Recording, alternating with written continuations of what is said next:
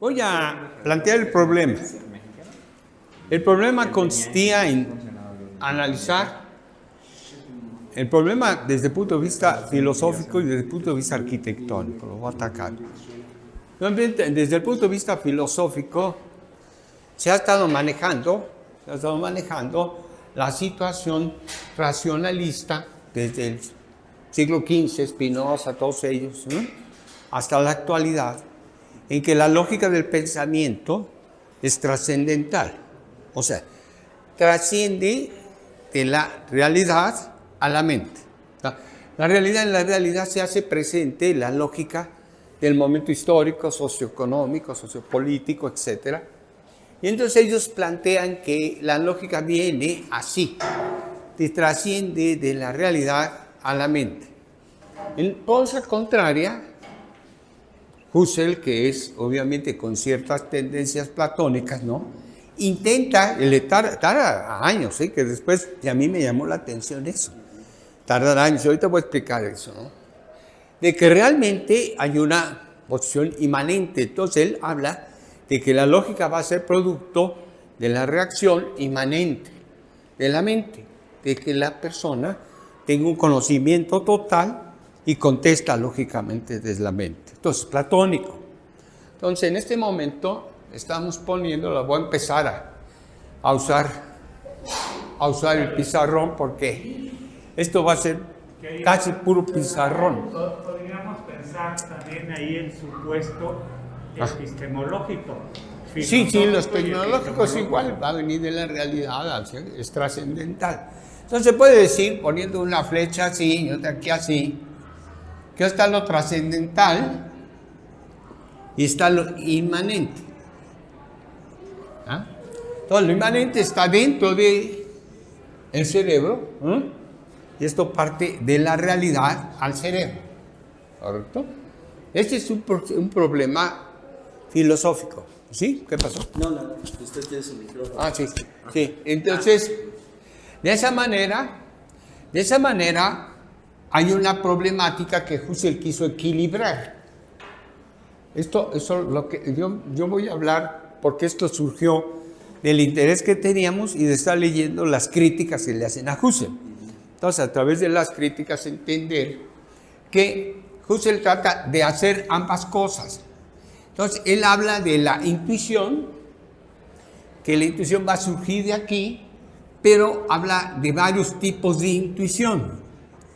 O sea, una intuición inmediata, normal, que no tiene una selección, y otra una intuición que le llamó natural, una posición natural. O sea, ¿qué era posición natural? Era, de alguna manera, separar lo óntico. O sea que podríamos decir cualidades, cantidades y sustancia de la materia. Lo óntico es lo dado, lo que te da lo real. No es la realidad, es lo real. Esto es real. Entonces, esto real era la primera cosa que tenía que tener esta intuición de ponerse en una posición natural, era eliminar lo óntico, que es lo dado, lo directo. O sea, dicho de otra manera, el color, la textura, la profundidad, el peso, la masa, etc. Todo eso que es obvio que lo estás viendo, que es físico-químico, ¿no? Que es la cosa experimental. Entonces, al momento de poner la posición natural, voy a explicar el problema filosófico y luego voy a contestar arquitectónicamente. Al ponerse esa posición natural, quito esto, entonces busco trascender el aspecto ontológico, que estoy ya pensando en un ser humano, dentro de un contexto ambiental. Eso es para mí el ser, ¿no? Es el ser. Entonces este ser humano, nomás voy a poner humano, va a estar inmerso en una sociedad sociocultural que es obligado que esté ahí, es su realidad. Entonces va a tener modos de ser para subsistir, pero para subsistir como ser humano dentro de una sociedad, en un entorno tal tipo, ¿no? Entonces, estos modos de ser son los que comienzan a aparecer al poner mi posición natural, a eliminar lo obvio, que me distrae, a llegar a esto. Entonces, esta es la primera posición, digamos, natural. Pero la misma posición natural no es completa, la intuición no está completa para Husserl, sino que requiere un transporte. Entender esos modos de ser más directamente a la situación, al problema, lo que sea, al fenómeno en este caso. Entonces, esa posición natural ya da una fenomenología trascendental, ya va a trascender fenomenológicamente porque ya estoy buscando las esencias puras del problema. Ya no me distraigo de toda la sociedad y la cultura, ¿no? Entonces, esta sería la trascendencia que tenía Husserl, pero él inmediatamente, acuérdense, hay una reacción de una posición cultural inmediata que es la apercepción, ¿no? Esta percepción es vamos a decir, un sentido que ya tienes dispuesto, son los recuerdos, todo lo que tú tienes, contestas inmediatamente, ¿no? Eso ya lo expliqué. Entonces, la apercepción le va a dar un sentido a esta trascendencia fenomenológica. Entonces, ya en ese momento empieza a haber la participación inmanente, o sea, lo que tenemos en el cerebro va a empezar a valorar lo que estamos captando. Entonces, ese era el problema de Husserl, que la filosofía fenomenológica tuviera esa condición, que fuera ya una intuición ya definida, ya una intuición trascendental, y que fuera, obviamente, relacionada con lo inmanente, ¿no? ¿Correcto? Esa es la gran lucha de Husserl. Entonces, para ir explicando que esta lógica, la lógica racionalista, tendría que ser la lógica tipo platónica, ¿no? De esa manera podía existir las dos posiciones, ¿no? ¿Alguna duda de esto? La explicación fue muy sencilla. Para Husserl le duró más de 20 años, de lo que ahorita estoy diciendo, con toda la sencillez del mundo. Bueno, entonces, yo voy a empezar a hablar de mis condiciones, digamos, de mi práctica profesional. No me queda otra para entender lo que yo viví en su momento, ¿no? Entonces, cuando yo termino, por ejemplo, la carrera, en 1968, pues hago mi tesis y en ese momento yo comienzo a captar este problema, pero no me doy cuenta. No lo sé. Sino que ya posteriormente, como unos 6 años después, teorizo y hago la teoría y sigo sin darme cuenta del problema. No me doy cuenta del problema. Y yo les pongo mi posición teórica a los filósofos y los filósofos se espantan. Pero no nomás se espantan, se vuelven mis discípulos. Pero yo no entendía por qué. Te estoy diciendo la verdad, no entendía por qué, porque para mí era una cosa muy sencilla. Por ejemplo, uno de los edificios que hice para los judíos, digamos, los condominios para que vivieran ahí, ellos, ahí viene el primer problema que vivo, ¿no? Bueno, yo traigo, por ejemplo, todo un bagaje que es inmanente, que es mi percepción, ¿correcto? Entonces, ese bagaje lo presento a proyectar ya un edificio especial para judíos. Ya no un edificio inmobiliario que podían comprar los judíos, no, uno que iba a ser especial para ellos, ¿no? Entonces, lo primero que me dicen, cuando yo presento una recámara, es que yo considero una recámara de lujo, y dije, pues unos 6 metros por 4, ¿no? Una cosa así, ¿no? Para mí, a mi mente ranchera de allá, de mi estado Guerrero y luego acá, ¿no? ¿No? Era una super recámara, para mí. Entonces me dice, no, Mario, no. Yo ya había vivido 6 meses en una casa judía, pero la casa judía que yo había vivido era casa rentada. No, era para hacerle especial a ellos. Dice, no, es que no está bien la recámara. Tienes que venir a un Shabbat. ¿Ah? Yo había ido a Shabbat en aquella casa, pero a un Shabbat de esta gente, de los que tienen dinero, de los financieros, de los ricos, no de los pobres. Entonces me fui directamente al Shabbat.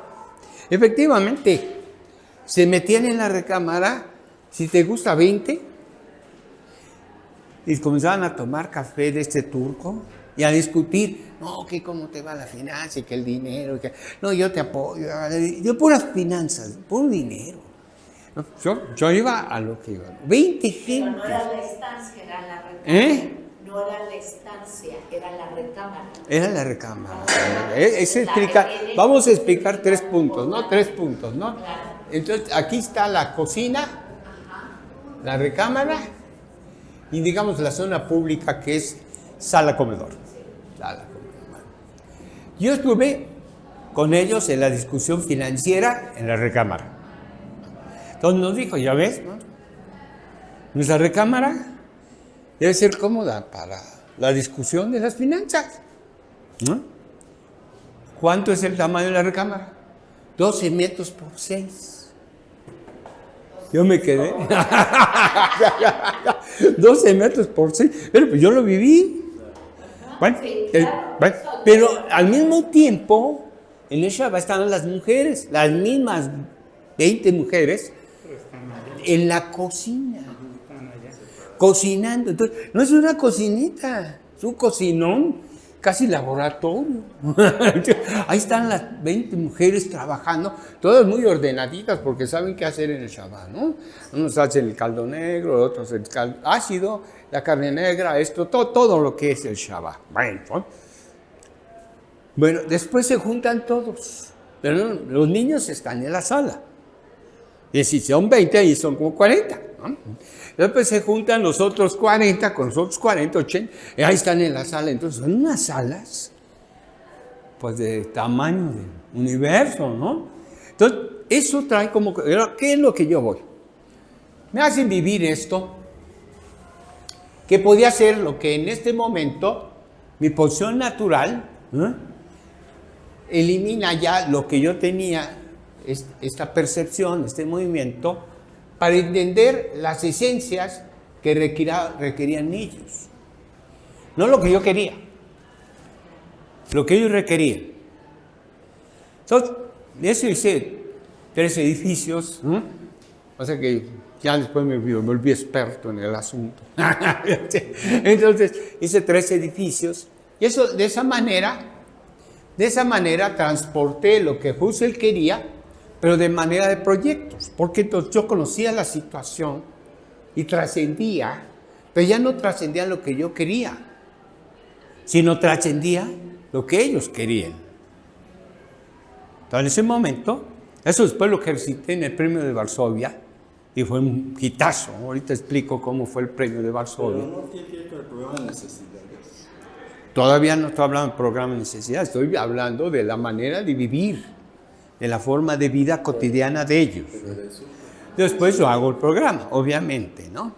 Pero en este momento yo logro hacer lo que Husserl quería, que esta ontología de los modos de ser era directo a ellos, ¿no? Esto lo aprendí y lo usé después en Varsovia, 2 o 3 años, creo, más, y ganamos el premio de Varsovia, ¿no? Pero esto sí, realmente sería esta trascendencia ya de esencias. Sí. Porque su trascendencia la traían desde el padre Abraham.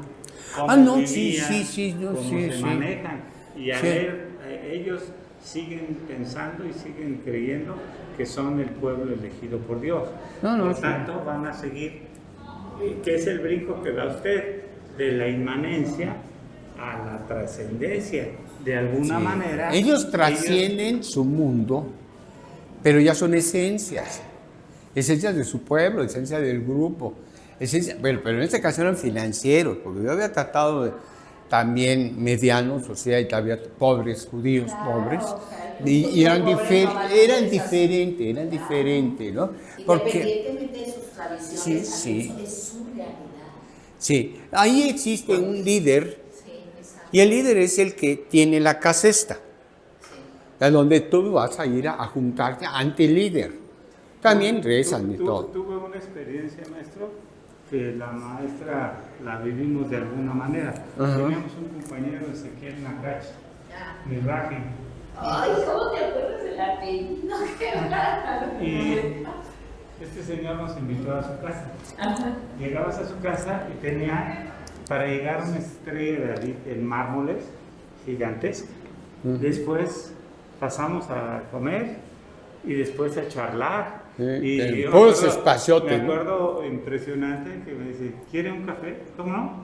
Y lo viste, tu café. El café turco, el chiquito, ¿no?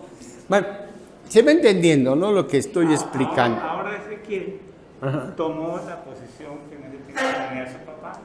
Ahora vive en San Diego. Él es el líder. Y ahora él es el líder. Entonces todos se juntan ante el líder, ¿no? Y él, perdón, esto es paréntesis, no importa, Pero, por ejemplo, renunció a la carrera, dijo, no, esta no es Al final en la sala, yo lo viví y yo agradezco mucho al Señor Jesús Lobatón. Él me inspiró, me enseñó y me dijo, tú tienes que hacer esto, Mario, porque la vida, esto, y me comenzó a aconsejar, puros consejos judíos, ¿eh? Porque me decía, ¿cómo puedes lograr si yo, por ejemplo, me decía, llegué y no tenía nada, llegué de, digamos, de allá De del... la tierra, dicen, de nuestra tierra. Vino del Líbano, él, pero entonces él llegó con una mano atrás y otra adelante, y todo lo que hacía, cómo fallaba y por qué fallaba. Entonces me decía, tú fallas por esto y esto. No va a creer, pero yo todavía esos consejos los sigo. Varias veces me enseñó. Bueno, pero no vamos a ese caso. Vamos a que ya entiendo yo los modos de ser de esas personas, ¿no? Lo mismo hice después ya bien estipulado, bien organizado de manera sociológica, porque estudié sociología, para el premio de Varsovia. Entonces, en el premio de Varsovia, ya con esta conciencia, me presento al Riondo, a lo que es el asentamiento de bajos recursos de Riondo, que era invasión, y que era invasión que venían de Michoacán, de Oaxaca, de Veracruz, etcétera, ¿no? Y entonces eran grupos sociales, ya no era un solo grupo. Ahora son grupos distintos, con orígenes diferentes regionales. Pero ante esa situación, ya experto en lo que yo había vivido con los judíos, vamos a hacer un análisis fenomenológico, ahora ya trascendental, y vamos a levantar sus viviendas. Ustedes van a llegar y hacer el croquis de los locales, de las viviendas. De esa manera localizamos 21 locales que no van a tener nombre. El local 1, el 2, el 3, el 4, hasta el 21. Esos 21 locales era la forma de vivir de esta gente. Pero obviamente unos eran de Michoacán, otros de Guerrero. Yo no iba a poder definir ese Michoacán, sino iba a ser sus formas de vida. Entonces retrato las formas de vida en esas 21 y comienzo a aprovechar sistemas de análisis, ¿no? Sí. Perdón que me interrumpa, doctor, pero a mí me parece importantísimo lo que está diciendo. Sí. Porque al momento en que los locales no tuvieron nombre, No tenían nombre. ya no se prejuiciaron, porque ponerles un nombre podría quitarle objetividad. Elimino esto. Elimino todo lo óntico y lo obvio. Y le puede quitar objetividad Ajá. al estudio, porque ya iba con una carga Directo a los modos de ser de esas personas. a modos de ser míos y chocan con los modos de ser de ellos. Sí. Y eso me genera falta de objetividad. Con estas experiencias, pues le llevo el handicap a Husserl, sin darme cuenta. Entonces, yo lo presento a los filósofos, todas estas experiencias, y los filósofos se vuelven mis discípulos. Y bueno, pues ¿cómo si yo no soy filósofo? Y entonces todo lo que yo había estudiado, ellos lo ensalzan, se ponen felices de llevarlo adelante, pero es que yo no entendía lo que había hecho. Decía el filósofo Pancho García Olvera, es que tú eres como la burra de Balá, tocaste la flauta porque soplaste, ¿no? ¿Por qué? Porque yo estaba haciendo esas cosas, ¿no? Bueno, entonces, de esa manera, se logra que lo trascendente ya está depurado, porque no es un trascendente óntico, ni un trascendente ontológico mío, sino el ontológico de la persona que trascienda de esa manera la mente, que es la verdad de ellos, es su verdad.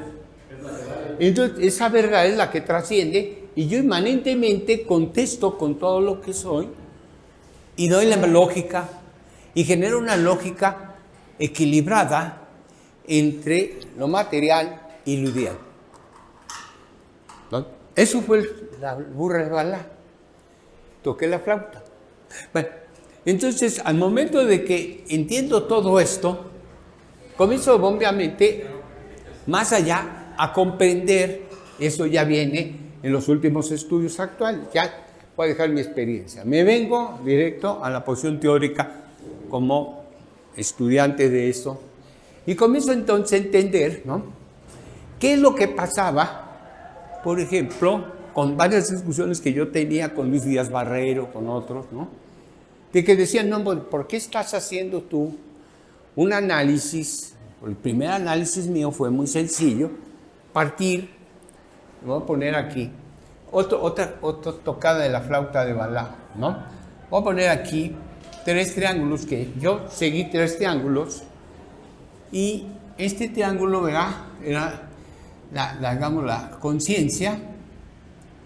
Este triángulo que está aquí era la masa, o el volumen, como ustedes lo quieran llamar, y este era el tiempo. Bueno, ¿por qué tomé esos conceptos? Después me di cuenta que Husserl andaba ahí perdido, ¿no? Pero pues él era matebrútico y yo arquitecto. La diferencia era del cielo a la tierra, ¿no? Y entonces el tiempo pues me va a dar el ritmo. Esto me va a dar la proporción. Esto me va a dar el equilibrio. Pero es un equilibrio, este equilibrio inmanente. No es un equilibrio trascendente. Es un punto importante que yo no me la burra de Balaam, ¿no? No me he dado cuenta que yo hablaba de un equilibrio inmanente. Un equilibrio era producto, ¿no?, de la apercepción interna de todo ser manejo, ¿no? Entonces, en ese momento, si yo lo crezco, crezco esto, y voy aumentando la inmanencia, de este lado pongo la voluntad, lo volutivo, y aquí lo emotivo. Después también me di cuenta que es el problema de Husserl, ¿no?, que él quería integrar dentro de lo inmanente lo volutivo y obviamente lo emotivo. Esto a la vez contesto abajo con la realidad trascendente. Entonces comienzo a hablar de lo trascendente, ¿no?, que correspondía, por ejemplo, en cada uno de estos sitios, ¿verdad? Cómo se iba a generar la correspondencia, como esto si fuera, para mí era una tierra como geómetra, para mí era una tierra, y entonces obviamente yo refería la realidad trascendente hacia la realidad inmanente. Estos son cerca de 1000 esencias, ¿eh? El día que Marcial vio aquel pizarrón gigantesco, ¿no?, 1000 esencias que comencé yo a entender, ¿no?, las cosas. Entonces aquí estaba lo trascendente, aquí lo inmanente. Estoy hablando de la burra de Balaam. Para mí era la mente y para mí era la realidad. Correcto. Pero para Husserl era lo trascendente y lo inmanente. Entonces, de esa manera se logra este concepto. Esto es lo que yo presenté en Varsovia. Bueno, se volvió el premio, ¿no? Se hizo el escándalo, ¿eh? Eso presenté en Varsovia. 30 años tenía. ¿Hace 30 años? Yo tenía 30 años. Ah, poquito más. No, yo ya tenía 30 años en Varsovia. Estamos hablando de que ahorita tengo, obviamente, 79, ¿no? 30 años. Quítale 30 años y entonces esto es lo que se presentó. La burra de Balaam presentó esto, ¿no? Bien, ante esto quiero empezar lo que estoy inquieto. Ahí voy. Ahora voy a entrar a lo inquieto. Estoy entendiendo que el dominar esto trascendente y tener esa posición inmanente me permitió hacer eso digamos, del Museo de Corea, que nadie puede creer que iba yo así dibujando, iba proyectando, ¿no? Porque tenía ese dominio de lo inmanente y de lo trascendente. Pero después de años, ¿cuántos años tendría en lo de Corea? 50 años, 20 años más, ¿no? Ya dominaba eso en mi casa, ¿no? Y entonces definitivamente no me daba cuenta que esa capacidad la tenía. Entonces, ¿qué está pasando con lo virtual? ¿Qué está pasando con lo virtual? Que te están llevando directo a lo inmanente, te están mandando al objeto mental. Y el objeto trascendental lo hace la máquina. La máquina hace el objeto trascendental. Yo solo veo lo que está en la mente. Ya está, ahí está, ya terminó. Entonces, es como el spelling, ¿no? Si tú no haces lo trascendente como un spelling, pues ¿cómo es que tiene lo inmanente? Pregunta número 1. Eso es. Entonces, esto me va a permitir entrar ahorita a un PowerPoint que hice. Ahí pido perdón porque como me están pidiendo los religiosos que hagan los PowerPoint, tiene corte religioso. Pero lo voy a presentar para ir explicando esto, ¿no?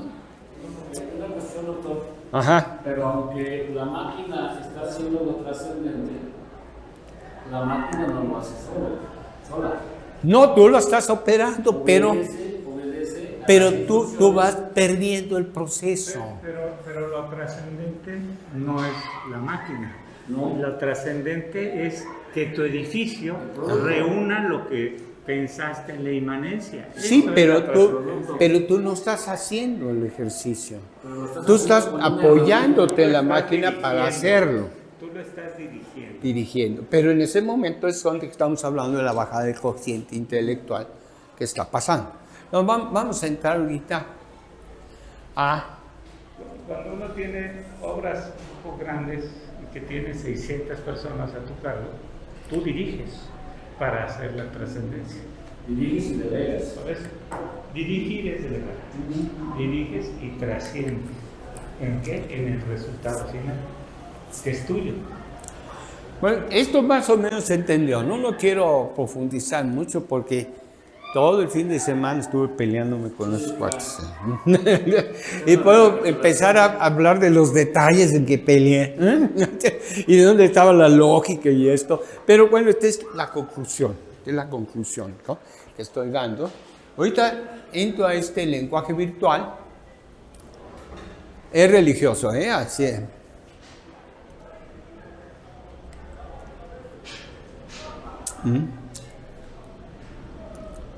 Es que para nosotros en Occidente no podemos pensar en todo lo que se ha hecho si no pensamos en el arte sacro. Bueno, ahorita voy a entrar al arte sacro, pero mi intención es irme a lo virtual.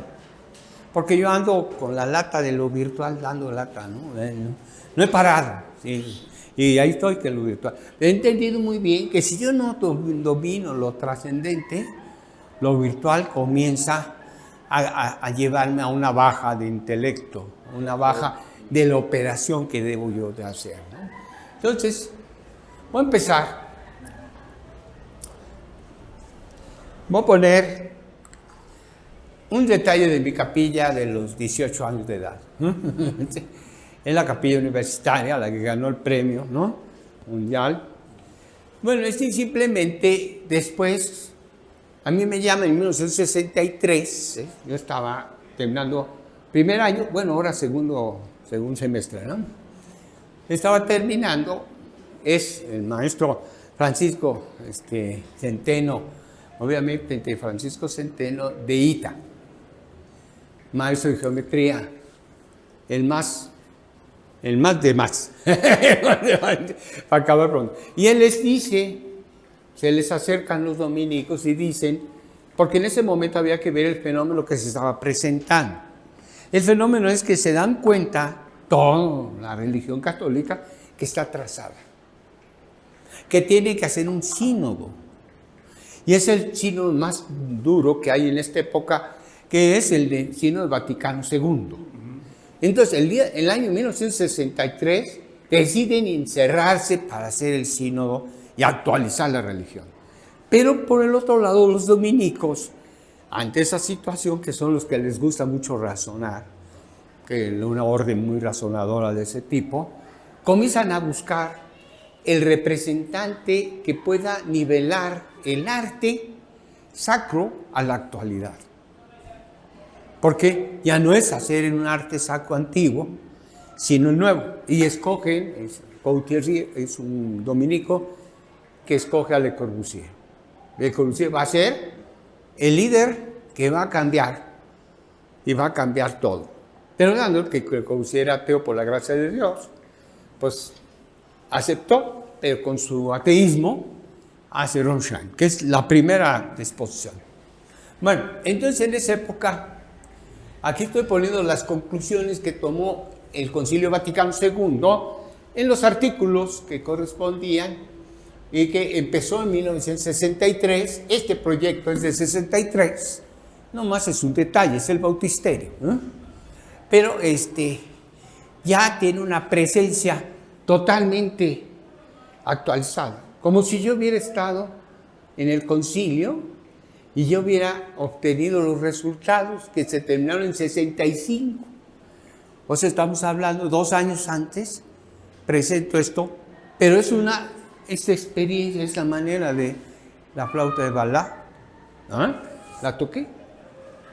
Entonces, obviamente, la presento, pero todavía ni siquiera había tenido el problema de los judíos ni nada. Estamos hablando de una presencia. Entonces, en este momento aparece un cambio radical, sin que yo supiera. Ahora me doy cuenta que porque los problemas que tenían los filósofos no los tenemos los arquitectos. Por eso yo no me daba cuenta. Porque nosotros estudiamos la realidad, estudiamos al cliente y le damos su producto. Y estamos haciendo trascendente e inmanente sin darnos cuenta. Bueno, si lo depuramos, ya lo hacemos con cierta maña, ¿no? Entonces, en este caso, por esa razón yo había captado esto de manera elemental.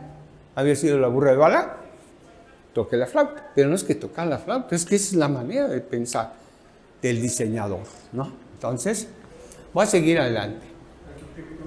Sí. Dentro de todo esto, ¿cuál fue su programa arquitectónico para ese tiempo? Totalmente como si se hubiera oído el Concilio Vaticano II. Totalmente. Cambié el altar, lo puse hacia el frente al sacerdote, quité el retablo, todo hice antes. Por eso se armó una revolución. Por eso me dieron el premio, aun cuando ya había cerca de 1000 trabajos internacionales. Entonces, pues estaban los más importantes, ya no voy a decir quién, porque se enojó conmigo el tipo, ¿no? Pero todos se enojaban conmigo, hasta el nivel que me acusaron. Solo Magdalena me acusó en el colegio. Digo, ¿cómo un muchachito que es de primer año de arquitectura viene aquí y gana el concurso? Aunque ya tenía alguna idea muy lejana, pero la tenía de esto, era Matías. No, sí. Es posible que sí. Fue mi maestro. Acuérdate, Matías Guerri fue mi maestro. Ahí ahorita se me ve el nombre de una capilla de monjas ahí enfrente de lo que es Garibaldi, y está la mano de Iti, no sé si conoces esa iglesia. Sí. Pero ahí es donde viene. Él es mi maestro, Matías Guerri es mi maestro. Me daba el curso de espacialidad y emotividad. Bueno, quizá también por eso cuando los italianos me piden que yo explique por qué entendí todo eso, siendo primero muy joven, segundo no existente todavía estos cambios que se estaban gestando, pero no estaban consolidados, no se presentaban en un proyecto. Lo hice, entonces yo expliqué, pues yo no encontraba el procedimiento. ¿Cuál procedimiento? Pues no había procedimiento. Era esa manera de inmanente y trascendente. O sea, necesitaba la experiencia, a lo mejor hasta profesional, para explicarlo, aunque estaba implícito. Pero es muy probable que eso le pase, bueno, no sé ahora, porque los estudiantes piensan y diferente en sus procesos, cómo resuelven Sí, el además, proyecto. Eso vamos, a eso va, ese es el futuro. Estamos ahorita en el pasado, ¿no? Exacto. No, porque también Pero en el podemos pasado, olvidar, tenemos que actualizar. pasado mío, porque yo en un momento dado fui el que lo viví, y que obviamente traje de enemigos a todos, ¿no? A todos los grandes arquitectos. Me odiaron todos, ¿eh? Me odiaron al grado tal que me dijo el padre Sobri, que era el principal de los dominicos: mira, olvídate de todo. Fran Rey no estudió arquitectura, Le Corbusier no estudió arquitectura. Ahorita firmamos aquí, te mando de Francia, que tú hagas todas las obras en América, de los dominicos, y mandas la escuela al diablo. Y mandas a todos estos mensos, o sea, todos los que me estaban acusando, al diablo. Y ya vives como arquitecto. Aquí te damos tu despacho, te firmamos que haces todas las obras. Pero el maestro Álvaro Sánchez, ¿no? Un maestro increíble, y obviamente me dijo: no, Mario, tú tienes que ser arquitecto. No aceptes eso. No lo acepté. Me odió el padre Sobrí y me dio la excomulgación, me excomulgó. Y entonces después él se dio cuenta que había cometido un error, porque no era para excomulgarme, y fue al taller 1, ahí sí saben el taller 1, con todos los dominicos y con toda la cruz y con todo aquel protocolo, me volvió a dar la comunión. Me pidió perdón, ¿no? Y me volvió a dar la comunión. Porque no estaba excomulgado. No. No tiene valor. Lo que él hizo no tenía valor. No. Ninguno. Pero el enojo fue grande, porque él consideraba que iba a pasar lo mismo del Corbusier. Le Corbusier había muerto en 58, ¿no? Bueno, entonces vamos. Esa cita maestra es de Lumen Jason. ¿Mandé? Del Concilio Vaticano, Lumen Jason, si no recuerdo. Es 63, 65, perdón, sí. ¿De qué año es? Este proyecto fue en 63, la obra se hizo posterior, ¿no? De hecho, hay una cosa, doctor, que ahorita quisiera hacer esa analogía porque ocurre. No sé si sea cierto el dato, pero una vez viendo un reportaje sobre Leonardo Leonardo da Vinci. Leonardo tuvo un problema con el mecenas, que eran los Medici. Los Medici. Los Medici, porque él hacía estudios de anatomía, diseccionaba cadáveres para poder conocer Sí, pero ya era la cuestión de la... y era una reflexión. Así es. Pero resulta que el problema que tuvo él fue porque tenía el compromiso de pintar la última cena, aquella que está sobre la pared, y que llegaron el Papa y los Medici, y él estaba en una banca a la sombra de un árbol, leyendo y escribiendo. Entonces, Pero al revés, ¿no? llegan ¿Qué es parte del spelling? Fíjate que es parte del spelling. Llegan mecenas y le dice: te contraté para pintar, No para leer. no para leer. Y él dijo: es que de aquí está saliendo la pintura. Es su manera de Él ser. estaba leyendo Es los que evangelios. los Medici estaban atorados en la... Sí, pero yo lo que voy a decir es lo que El trascendental, totalmente. Pues, pero la lana. la pregunta que le hizo Gerardo y la respuesta que dio el doctor. Oiga, y este programa arquitectónico del género, él dijo de haber leído el Concilio Vaticano. Sí. Entonces, las imágenes que Leonardo hace, Sí. si bien era todo su estudio de anatomía, de dibujo, de pero bueno, pero lo que tuvo que ver con la información que le dio la Biblia, que no tiene imágenes, que tiene letras, que tiene descripciones. Aquí hay tres cosas importantes, lo que yo decía a mis maestros, ¿no? Primero, yo fui el grupo especial de altos cocientes intelectuales, de los cuales nomás salimos 2, todos los demás reprobaron. Pero ese grupo lo agarró Francisco Ursúa. Francisco Ursúa dijo: no van a empezar proyectos, van a empezar antropometría y ergonomía. Nos hizo expertos en antropometría y ergonomía, croquis. Y en el otro, Matías Guéry, espacialidad y emoción. Giulio Cardinali, pintura. Kandinsky, que les había dicho, ¿no? Chávez Paz, las técnicas dominantes. Pero después hubo un tal Rosales que nos empezó a dar análisis de edificio que no se llevaba en el primer año. Eso ya se llevaba posterior. Entonces, todas esas materias...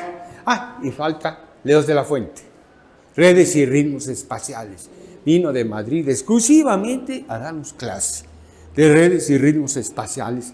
Que todo generó los pisos y todo eso que existe, Leos de la Fuente, ¿no? Entonces, todo eso creo que es la razón por lo que yo toqué la flauta, como la burra de Bala. Porque yo no tenía por qué haberla tocado.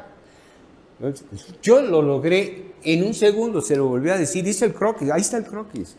Agarré con la pluma y dije, no, porque me decían mis compañeros, no, Mario, éntrale, te están pidiendo que entre. Le digo, no, pues yo ni despacho tengo. No, sí, éntrale. Le digo, no, pues si entraba, hacía esto. Y hice el croquis. Ahí está la capilla, hecha el croquis. ¿Y qué vamos a hacer nosotros, adelantándonos un poco aquí en Acatlán, para lograr todo eso? Es que ese es el spelling. Eso, no, pero eso que me enseñaron es un spelling arquitectónico. Claro. Es lo que yo quiero que entiendan. Está muy bien, pero estamos hablando de qué año. Esa formación que usted tuvo, maestro, tampoco la tuve yo de esa manera. Llegó Francisco Urzal a tal grado que los módulos estos de caballo y todo que hacía, los saltos de caballo de ajedrez y todo, que hacía Leos de la Fuente, hizo los daditos, hizo el Kelvin, todos los elementos sólidos, y los manejábamos, hacíamos redes de eso. Pero usted ya nos dio la solución de la pregunta que hace Ernesto, sí está dada. Sí, es el spelling. Sí, el spelling, pero es la concatenación lógica subjetiva, que es la síntesis de solución a todo el proceso de análisis. Sí. Sí está dado. Debo decir que pasamos 3. Había Costabile, que él decidió, como era italiano, gringo, mexicano, decidió irse a Estados Unidos, y Gerard, que era la hija del representante de cultura de la embajada francesa, y yo.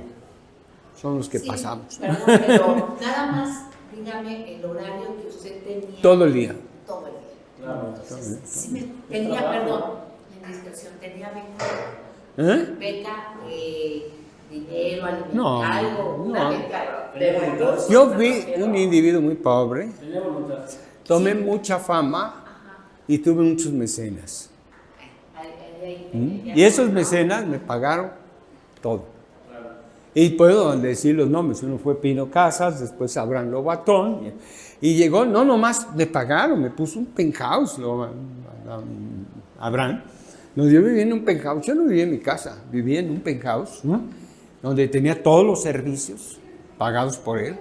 Yo tenía que ayudarle, yo tenía que trabajar doble o triple, porque luego venían sus amigos, como Tony Dweck, que también quería, ¿no? Y a todos los proyectaba, a todos les daba. Pero yo vivía de ellos. Mi mamá no gastó en arquitectura. Ni en material. Nada. Todo lo pagó Abraham. Cuando terminé dije, yo soy arquitecto por Abraham Lobatón Abadí. Pero él dice, yo soy arquitecto por Mario Camacho. O sea, los dos nos ayudamos mutuamente, ¿no? Vale. Vamos a seguir, porque lo importante es adelante. Sí. Cuando usted hace ese croquis, sintetizó toda aquella formación y toda aquella conceptualización. Todo lo que yo había vivido y que me molestaba además y que yo veía como solución eran las esencias, y me adelanto a los pobres cardenales que allá están encerrados y yo hago la decisión. Entonces aquí vamos a decir, bueno, entonces el objeto real, que es este que hay que eliminar de alguna manera. Y después viene el objeto fenoménico. Ahí está el punto. Hay una diferencia entre la arquitectura fenoménica y la arquitectura fenomenológica. La arquitectura fenomenológica va a ser esta, que integra lo trascendental y lo inmanente, y lo fenoménico. Y la arquitectura fenoménica puede incluir lo interno y las características de la materia. Voy a hablar de Luis Barragán. Entonces, en este momento se está generando una base, ¿no? Que es lo óntico, que yo aquí lo puse, que es el objeto real, que tiene cualidades, cantidades y sustancia. Entonces, las cualidades me va a dar este espacio emotivo que dice Luis Barragán. Cuando le dan el premio, él dice que hizo arquitectura emotiva, ¿no? Pero en realidad es una arquitectura fenoménica, que está incluida y que, bueno, saca perceptos y conceptos que manejó él en su momento. Él era funcionalista, pero a la vez se declara emotivo, ¿no? Del otro lado está el espacio virtual, que surge de aquí hacia un espacio de realidad aumentada, que no va a tener otra trascendencia, se va directo a la memoria y recuerdo y se vuelve objeto mental. O sea, no tiene la base para entender el por qué, se va directo al objeto mental y lo aceptas mentalmente. Entonces, ese es el punto importante. Del otro lado, pues el ontológico, está el ser, su modo de ser para que pueda existir como ser, tiene las esencias del ser, se va al espacio expresivo artístico, pero fenomenológico, porque está aceptando tanto lo fenoménico como lo aspecto virtual. Todo está aceptando el espacio este. Y se va al objeto mental, igual que el virtual. Los dos se están yendo, con la pequeña diferencia que el ideal de la arquitectura fenomenológica es esta: trascendencia e inmanencia. Es lo ideal. Y aparte, lo que estoy tachando, que estoy eliminando, ¿no? Que estoy eliminando todo lo que son lo óntico, que son cualidades, cantidades y sustancia, que es lo que toma Luis Barragán. Pone el color rosa, el color esto, ¿no? Como si la obra esa de Los Ángeles es un murote rosa. No hay nada, no es un muro rosa. Bueno, entonces, en este momento se está generando esto que todos van a la mente. El problema es eso, que unos son como brincos, ¿no? Y se van directo, ¿eh? Y otros no, otros van pasando y van obligando al spelling, o sea, a entender la geometría, a trazar bien la geometría, a entender por qué se hace esto, ¿eh? A ir deletreando todo el hacer arquitectónico, deletreando. Eso es muy importante. Ahí es donde se vuelve lo inmanente. La geometría es eminente e inmanente, porque un punto es abstracto, una línea es abstracta, un plano corres la línea, ¿eh? Y haces el plano. Y entonces tú estás generando todo mental. Y la geometría nos enseña a obtener el espacio virtual, a obtenerlo al espacio real. Ese es el... Es que la geometría euclidiana es el espacio real, es el estudio de los cuerpos, ¿no? Pero de aquí... Y es totalmente inmanente. Es también las matemáticas, son inmanentes. No más que te llevan a otro sentido, pero son inmanentes, porque son signos que tú estás abstrayendo, ¿no? Y lo mismo la geometría, estás abstrayendo eso. Bueno, vamos a seguir adelante, ¿no? ¿Alguna duda de todo esto? Esto es muy interesado, ¿eh? ¿No? Para mí esto va a ser la A, ¿eh? Para poder entender esto. Medio ya lo estoy captando, filosófica y arquitectónicamente. Vamos a ver.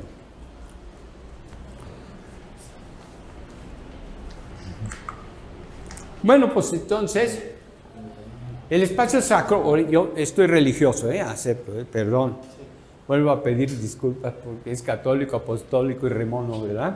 Entonces digo, el espacio sacro es el espacio fenoménico que pierde el sentido pedagógico al no emplear esencias didácticas. O sea, si yo, el espacio sacro, me voy solo a lo fenoménico y no pongo lo fenomenológico, ya no es arte sacro, porque pierde su razón de ser, su esencia, que es la enseñanza de la vida de Cristo o de los santos, pero de Cristo básicamente, ¿no? Entonces, no te está enseñando, no te está provocando esas esencias. Lo que sucede es que ahí tenemos que pensar el Dios del Antiguo Testamento, metiéndonos a lo religioso, y el Dios del Nuevo Testamento. El Dios del Antiguo Testamento es el perfectamente otro, y el Dios del Nuevo Testamento es familia.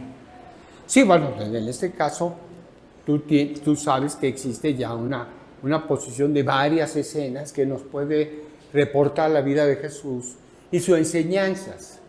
Claro, sus enseñanzas, más allá de sus enseñanzas, la generación de una religión. Entonces, eso lo está presentando el arte sacro. Si el arte sacro no tiene eso y lo vuelve totalmente fenoménico, con colores, con luces y todo, No hay nada. te puede provocar un místico, que es lo que voy a poner.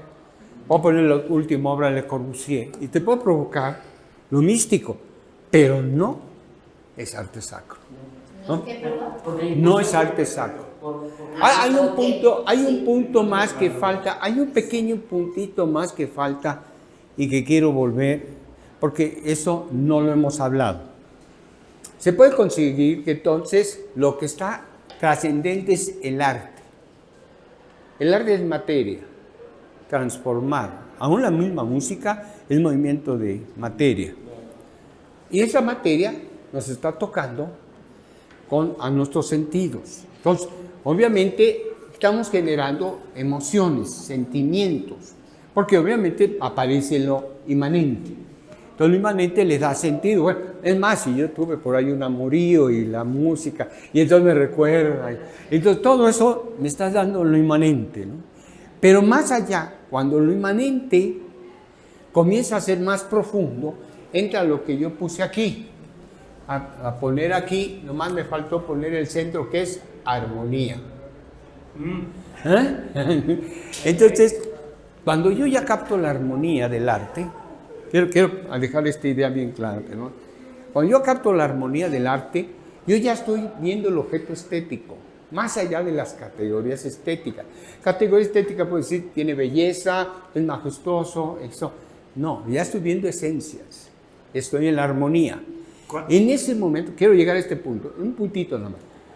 Al momento que yo vivo la armonía, y en este caso me pasa a mí con ciertas músicas, se puede decir las músicas, vuelvo a regresar a lo sensible.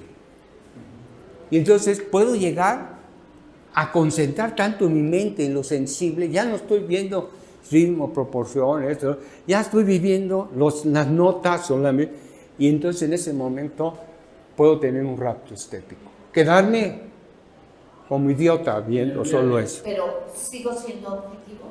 Ya no. Ya no soy Ya no. objetivo. Ya no hay ni trascendencia. Es total inmanente, totalmente inmanente, pero te quedas ido. El que explota eso, hay dos tipos de rapto, el místico y el estético. Místicamente puedes llegar a lo mismo. Entonces, en ese momento solo estás viviendo la empatía total, fuertísima, de todos tus sensores, o sea, tu oído, si es la música, si es la poesía, si es directo a la armonía. Te tiene hechizada la armonía, ¿no? Yo me acuerdo cuando hice mi examen, se lo voy a decir, mi examen en la Escuela Nacional de Música, para estudiar, pues el examen consiste en que te pone el medidor, ¿no? Te pone una música, me pusieron Beethoven. Y entonces de repente yo me concentro tanto en lo que estoy leyendo en la música que debía escribir la pauta, escribo la pauta y dejo abajo y puse eso. Tenía 15 años, ¿eh?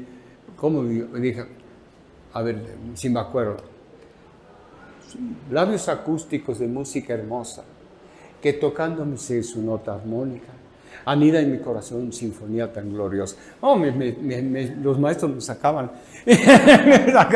No, es el mejor, lo aceptamos, ¿no?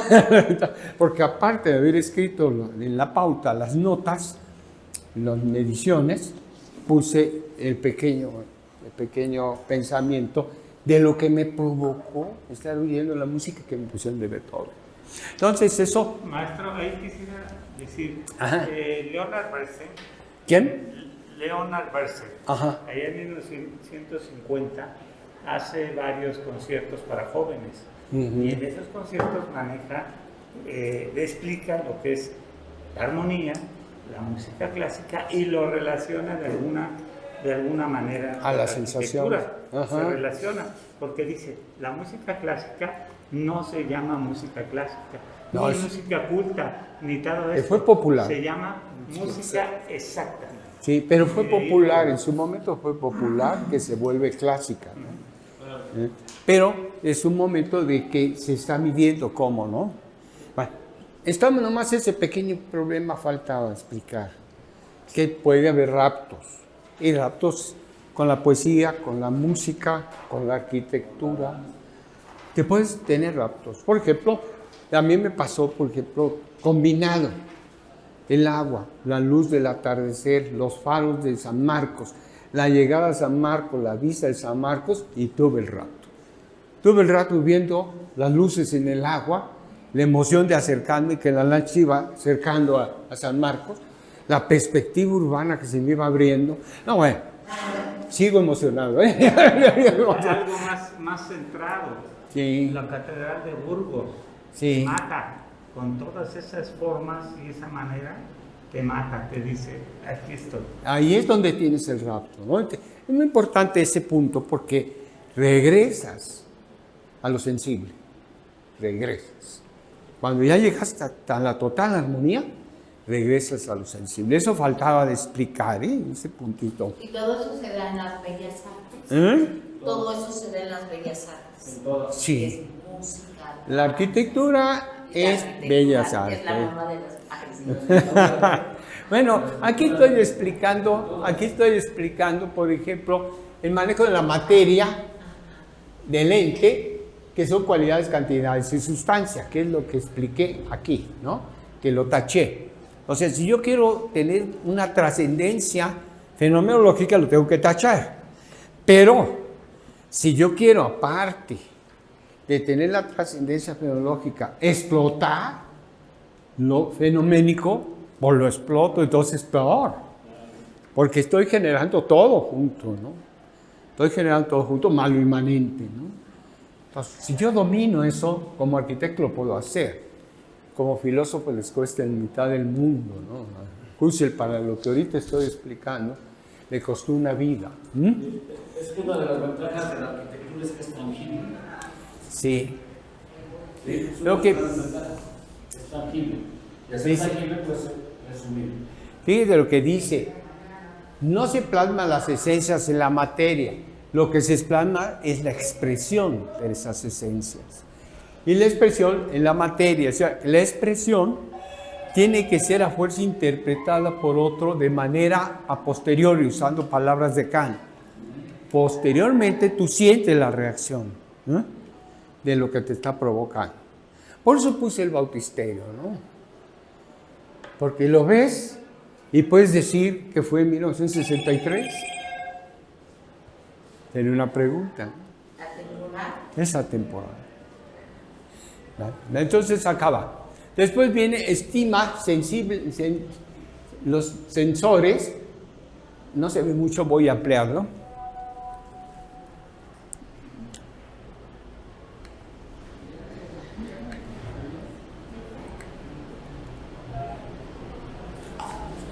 ¿No? Se estima sensiblemente los sensores, vista, oído, gusto, todo esto es lo primero que está lo fenoménico, no lo fenomenológico, lo fenoménico, ¿no? Tú estás provocando con la luz cierta sensación, como en San Marcos. En San Marcos realmente sí fue el urbanismo y la arquitectura, pero el que me provocó fue la luz que se veía en el atardecer, en las olas de los reflejos, eso me produjeron un efecto muy fuerte, ¿no? Entonces acá tiene varias interpretaciones en la mente gracias a la percepción inmanente, o sea, a esta, a la que estamos generando, ¿no? Bueno, voy a seguir, ¿no? Voy a seguir.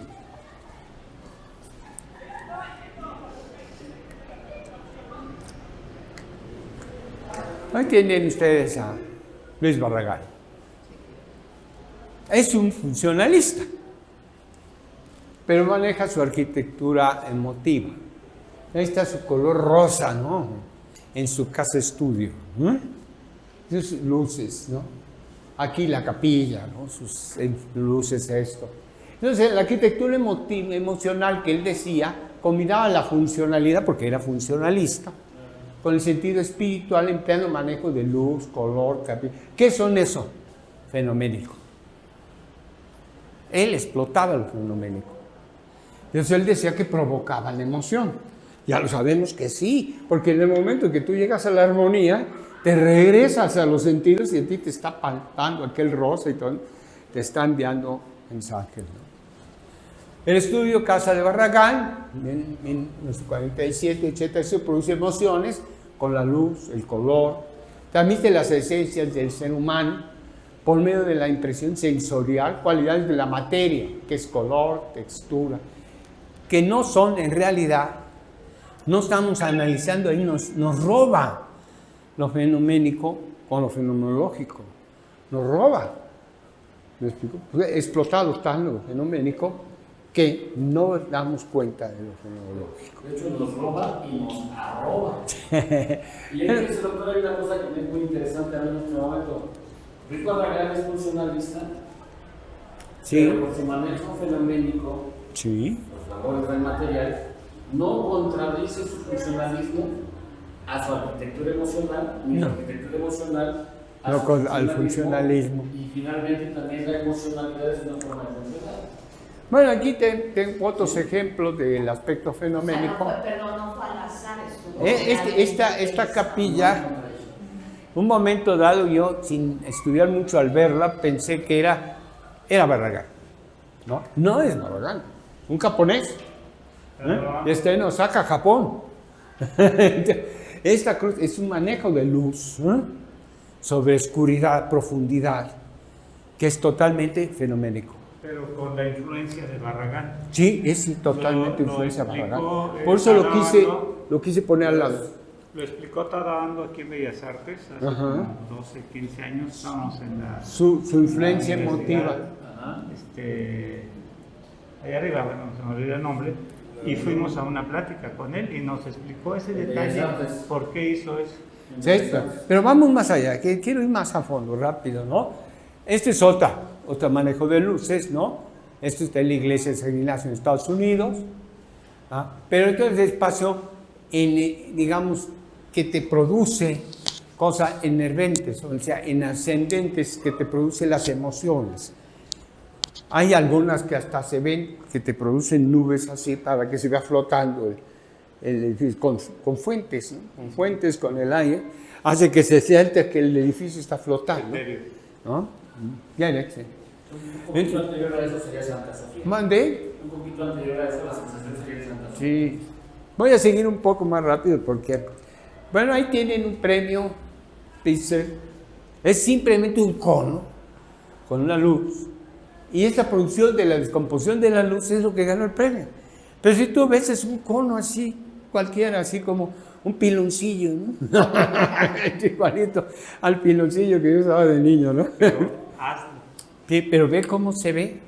Eso está en Alemania, ¿no? Gana un premio, tiene un interior místico y reflexivo, pero provocado en ese punto de la estética que estoy hablando. Más allá, ¿no? Del emotivo, cuando se genera la armonía más adelante. Vale. Allá al otro lado Le Corbusier. Aquí está la capilla final de Le Corbusier.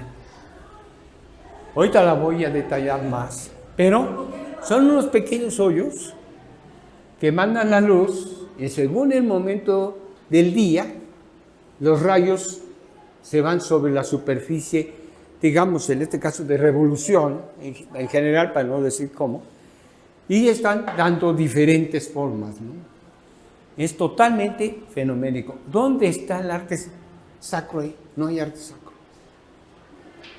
Todo es fenoménico. Y es que hay una cosa, porque ahorita mencionaba Ernesto de una manera muy clara que decía Antiguo Testamento, Nuevo Testamento, pero lo que verdaderamente determinaba el arte sacro eran los concilios, porque los concilios se determinaban qué es lo que se tenía que enseñar de estos contenidos religiosos. Pero lo genial de Le Corbusier, ¿no? ¿Cómo es posible que pueda generar una modulación excesiva racionalista a presentar una Rembrandt que cambie el estilo de la mente católica, ¿eh? y luego se vaya a lo fenoménico. Es algo así como... Mis respetos al tipo. Se va de la práctica religiosa a la experiencia mística. Sí, voy a presentar otro genio, Gaudí. Por eso es un espacio fenoménico, porque es un espacio surrealista. Pero no es surrealismo puro, porque las 4 fachadas son distintas. Una fachada es surrealista, otra es orgánica, otra es neogótica, otra es así, las de interior y exterior, y los laterales. Entonces él se puso a hacer casi un atlas de arquitectura catalana, expresada en una catedral. Lo que menos interesa en la mugre catedral.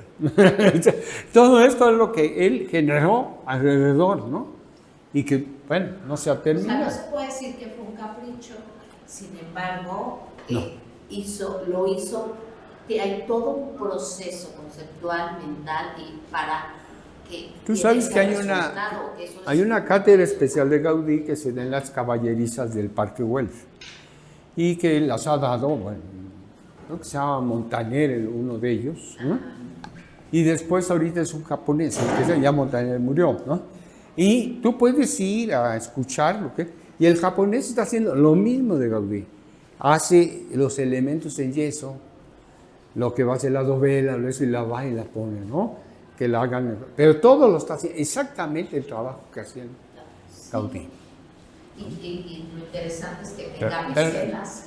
Un pensamiento tan abstracto como de Gaudí en la capilla de cripta del Parque Güell. ¿Sí la han visto? Es impresionante, es un fornículo de la estática. De lo que me enseñan en estática para sacar una resultante es en las columnas que tiene la capilla. ¿Sí las has visto? Él hace una maqueta. La verdad, Él hace una maqueta donde pone la forma de la capilla y pone un manto colgado, ¿no? Lo rellena de peso y pone elementos colgantes. Y esto es el fornículo, tiene una resultante de estática, ¿no? Que sacamos nosotros las fuerzas, contamos uno la resultante, y esto es lo que son la capilla. Entonces la capilla, esta es la columna y esta es la bóveda,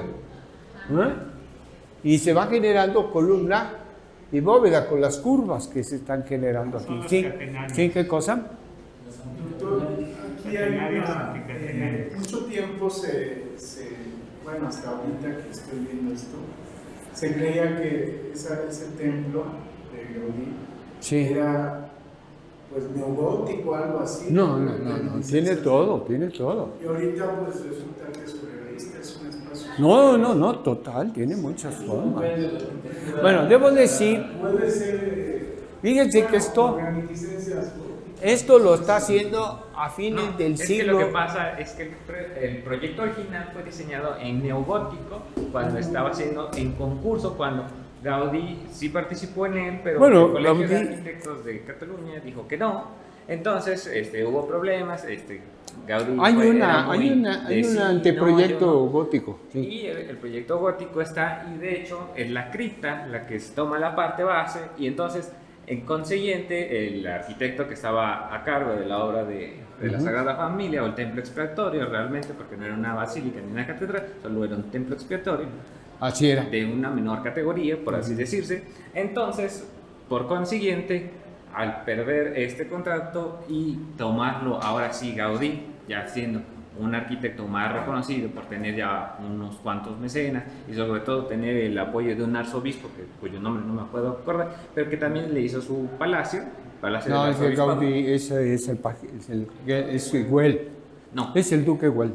o sea, sí es el señor Eusebio Güell, Sí. pero también hubo un palacio de arzobispado. Ah, no, pero eso fue, Fue antes. fue en Navarra, algo así, en Ajá, otro fue lado. en Navarra, fue cuando en ese momento ahora sí ya se le da la obra a Gaudí de Sí. tú. De algo prestigio. Bueno, Y ahora sí Gaudí, por consiguiente, ya retoma y empieza a hacer su trabajo, que es lo que él dice que es su trabajo es una mejora del gótico, ya que estos trabajos ya pero no más tenían el allá es esfuerzo una lateral. expresión de varios tipos. obviamente también toma todas las expresiones plásticas Sí, artísticas, entonces, porque en ese momento estaba Bueno, quiero otras corrientes ampliar un artísticas poquito esto de Gaudí, que fue en finales del siglo XIX. Y bueno, voy a tomar a mi maestro Fayotto, que me dio un año clase, ¿no? Y Fayotto hace eso exactamente. Fayotto trabaja la anticatenaria. Eso es una anticatenaria, porque como es un trapo que le mete peso, forma la anticatenaria. Entonces, la catenaria es una curva que tiene peso continuo, ¿m? Y que te va dando la catenaria. Si tú la volteas en la anticatenaria, entonces Fayotto estudia esas anticatenarias y hace lo mismo, pero obviamente si tú tienes una planta libre, así digamos que esta sea la planta, tú puedes ir poniendo las anticatenarias y haciendo el techo, y no se novian y eso queda chiquito.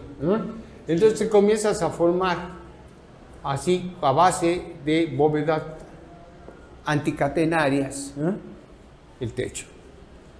Es semejante. Nada más que uno en el siglo XIX y el otro en el XX. Pero incluso yo estaría aquí con algo que es interesante, que había que dar como referencia también, que Gaudí era un rebelde y el gótico, siglo XVIII, siglo XIX principios, era despreciado, era rechazado, y él también por eso le apostaba a su rebeldía a hacer esas manifestaciones y estudiaba esas soluciones, porque ya desde la Edad Media el hecho de resolver las nervaduras. Fíjese, dice lo que estoy diciendo de Gaudí. Tiene un principio mecánico. Por lo cual modifica la lógica del hacer arquitectónico, la ley de la materia, tanto en sus cualidades, cantidades y sustancia. El paso arquitectónico surrealista en la religión no demuestra las esencias de los modos de ser religioso. Sin embargo, yo cada una de las escenas que tiene, yo le tomé fotos de todo, porque Trillas para hacer el diccionario me pagó el viaje, me pagó los rollos, me pagó todo. Entonces yo saqué toda la catedral. Tengo todos los detalles, con fotografía de 1000 asas, blanco y negro. 1000 asas. Ya nomás imagínate la calidad de foto. Bueno, voy a seguir porque si no, no acabo.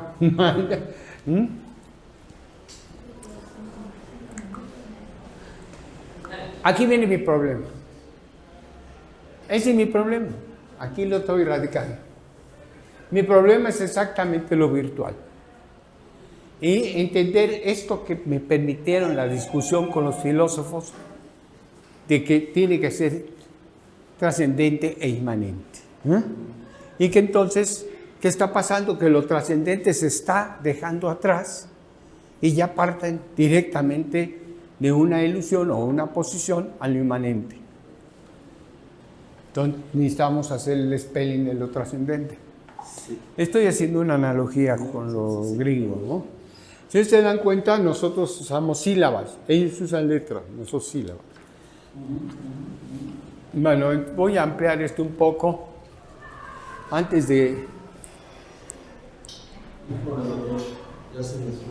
Está terrible, ¿verdad? No se acaba de tocar un punto brutal sobre las diferencias entre el pensamiento entre un estadounidense y un mexicano. Sí, sí, sí. Por letras. Y nosotros por sílabas. Por sílabas. Sí. No, o sea, está brutal eso. Es educado con el ciclo inicial. Aquí lo que importa es que no sea acultural, sino endocultural, ¿no? La educación. La otra, el sentido de cumplimiento, que es exactamente este manejo. El sentido de cumplimiento es que lo trascendente cheque con lo inmanente. Se empate. Lo que yo pienso está en la realidad. Si yo lo acepto, o si no, lo destrozo y lo deterioro. Entonces, en ese momento estaba apareciendo que el conocimiento práctico, tanto perceptivo, trascendental, tiene que ser con la inmanente. Si no hay esa unión, ahí está el problema de lo virtual. Vitruvio, ¿por qué fue el primer teórico? Porque tenían la praxis. Bueno, la práctica es obligada, ¿no? La práctica es obligada.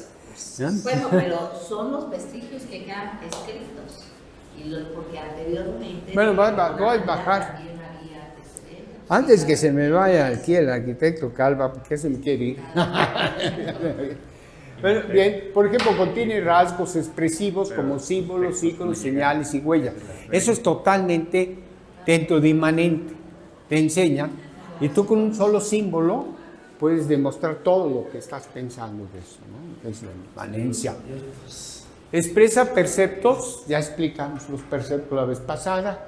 Es un contenido de percepción con emoción, que es exactamente lo que le preocupaba a Husserl, que de este lado tenía lo volutivo y aquí lo emotivo. Entonces, daba los aspectos religiosos, incluye esencias emotivas, volutivas, obligadas. Si no, no logras el concepto inmanente. El concepto inmanente tiene que tener emoción y volutivo, voluntad. Y cognitivo, o sea, todo tiene inteligencia y voluntad. Si no tenemos inteligencia, no funciona. Entonces, tanto perceptos como conceptos. Expresa perceptos, conocimientos religiosos. Quiero dejar un poco, no se me vayan a ir, porque...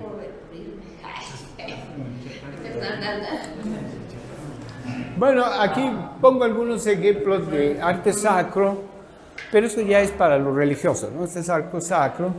Estoy poniendo la villa, estoy poniendo esta iglesia que está aquí en el periférico sur, y la de satélite. Pero hablo del arte sacro y las características fenomenológicas que tiene las esencias sacras, que están expresadas. Y que obviamente checa con lo inmanente, y yo como católico, pues yo entiendo todo. Nomás lo veo y todo me viene a la memoria, ¿no? Entonces se enseña pedagógicamente, recuerda lo aprendido, que ya estoy hecho, provoca la sensibilidad gracias a la percepción, y la percepción inmanente, totalmente inmanente, ¿no? Y establece la comunicación esencial entre, realmente, entre trascendente e inmanente. Esto es muy importante, muy fino, pero es muy importante. Motiva la comunicación de percepción, trascendentes e inmanentes. Bueno, quiero, porque hay un punto aquí adelante. Esto pues obviamente vuelvo a meterme en el problema. Esa es una idea que presentan para Notre Dame, pero es obviamente una realidad aumentada. Son la realidad, ponen la realidad y aumentan este elemento. Yo no estoy diciendo que sea la solución o no la solución. Me llamó la atención el que provocaran la realidad aumentada y que la ampliaran dentro de la misma fotografía, ¿no? Entonces la realidad aumentada es la unión del mundo real y lo virtual. Entonces está uniendo lo real con lo virtual. Yo creo que un techo transparente como eso termina con Notre Dame. Porque ya lo sacro, quién sabe cómo se vaya, ¿no? Quiero... Habría que también... Bueno, ahí está una realidad. Este es un oleograma, ya muy antiguo, porque los oleogramas actuales, aquí nos pueden hacer pasar un león, igualito a los leones. Puede pasar aquí entre nosotros, y no es real. Es un oleograma. Entonces, eso es muy importante, que en ese momento yo ya estoy diciendo que es un león, porque inmanentemente sé que es un león. Porque es la imagen, como decía Saussure, está la palabra león, tengo la imagen león. Entonces yo juego otra vez el lenguaje, que es totalmente trascendente e inmanente.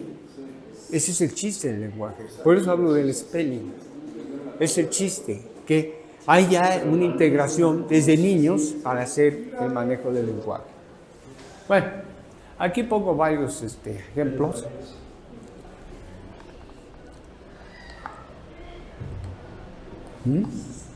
Yo voy poniendo cosas, por ejemplo, oleograma tercera de 3D puede generar un arte sacro dentro del espacio arquitectónico. Misas virtuales, que esas yo las llevo, ya no voy a la iglesia para nada. Después empleo aditamentos para vivir realidades, ¿no? Lentes, eso. Capturo movimientos virtuales. Capturo la voluntad del usuario con movimientos naturales reales en un mundo virtual. O sea, estoy aprovechándome de lo inmanente para hacer que ese individuo viva lo que yo quiero que viva. Y le estoy explotando su inmanencia. Es una ilusión. Es una ilusión. Y aquí ya es el final, ¿no? Otro mundo virtual que solo existe en los ordenadores o en escenas virtuales como ese león que puedo poner aquí. Representación virtual es una realidad aumentada de manera virtual 3D. La realidad virtual refiere a escenas virtuales y no reales. Pero entonces estamos viendo ese problema que te dejé, ¿te acuerdas que te di que leyeras? La baja del cociente intelectual, que al no tener todo el movimiento trascendente de la lógica tradicional es trascendente. Los silogismos son trascendentes. Entonces ya no vamos a pensar igual. Me llama la atención ahorita que hablé de urbanismo, que estoy hablando de los griegos. Les hablé, bueno, ¿quién ha leído la Ilíada? Nadie me contestó. La Odisea. Bueno, olvídense, la Enea. Porque, ¿por cómo van a saber por qué se funda Roma? ¿Por qué Troya es eso? ¿Cómo manejaban los egeos? ¿O cómo eran los jónicos? ¿Cómo eran los dóricos? ¿No? Los corintios, etcétera. Entonces, esto trae como consecuencia una falta de lo trascendente. Nota de referencia. Nada más que creo que tampoco puedes tener referencias para atrás. Aquí, bueno, vuelvo a hacer hincapié que el objeto virtual se va directo a la mente y no pasa todo esto. Todo esto que es la trascendencia para que llegues a lo inmanente, no lo pasa. Y ese es el problema. Esa es la deficiencia intelectual. Te vas directo, pasas nomás de esto, percepción, y te vas directo. Tenemos clase, Bueno, ya. pero sí está bien, yo creo que nos quedamos como para tomar Este es Le Corbusier. Ahí está Le Corbusier, su última capilla. Es lo que quería que vieran. En el exterior, el corte, cómo se manejan las luces, son pequeñas perforaciones que las ven aquí. Entonces estas sobre los paños de revolución, se ven las luces formando los toros de revolución, los manejos la luz hace el toro, no y va generando todo esto. Yo creo que esto lo vamos a tener que ampliar la próxima semana. Sí, porque ese es el meollo del asunto.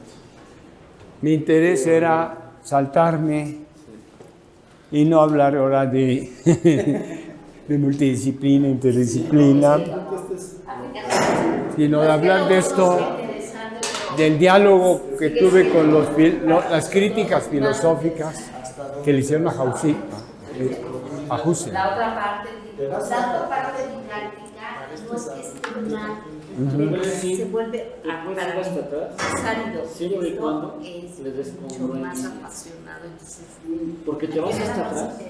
Bueno, es que en eso ando yo, ando en mi pasión, Pero todo mi fin de semana peleándome con la burra de Balaam. Porque yo lo había captado, pero no decía, bueno, ¿por qué? ¿Por qué se complican tanto estos filósofos, lo trascendente y lo humano? ¿Qué les pasa? ¿Qué les pasa?